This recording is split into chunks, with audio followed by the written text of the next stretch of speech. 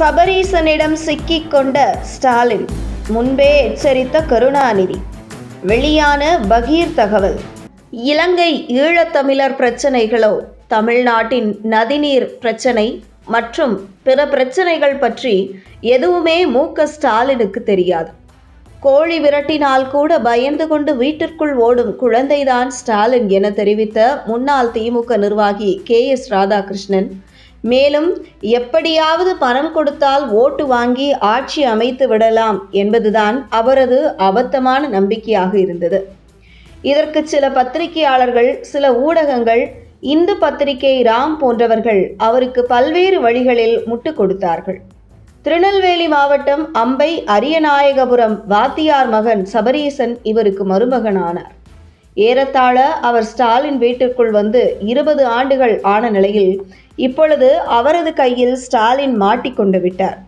அந்த வகையில் சபரீசன் மாமனாரை கைக்குள் போட்டுக்கொண்டு, நான் தான் திமுகவின் தொழில்நுட்ப மற்றும் IT விங்கின் பொறுப்பாளர் என்று கூறிக்கொண்டு அதன் வெற்றி முகத்தை நானே நிர்வகிப்பேன் என்று அவர் கலைஞர் காலத்திலேயே ஆணவமாக சொன்னபோது கலைஞருக்கு அது முற்றிலும் பிடிக்கவில்லை.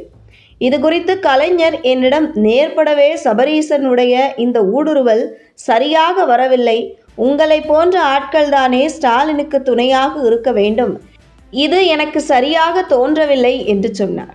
அதை யாரும் அங்கு கவனமாகவோ விமர்சனமாகவோ எடுத்துக்கொள்ளவில்லை. ஆகவே இதனால் கடந்த 15 ஆண்டுகளாக ஸ்டாலினிற்கும் அவரது குடும்பத்திற்கும், குறிப்பாக அவரது மனைவிக்கும் என்னை பிடிப்பதில்லை.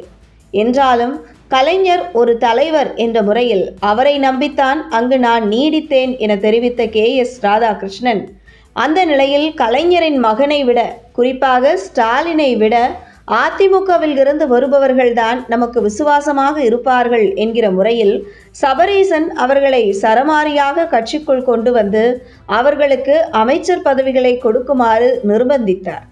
அதன்படி KKSSRல் இருந்து ஏவா வேலு, செந்தில் பாலாஜி, சேகர் பாபு வரை திமுகவிற்குள் கொண்டு வந்து அவர்கள் அனைவரையும் தன்வசம் ஆக்கி கொண்டார்.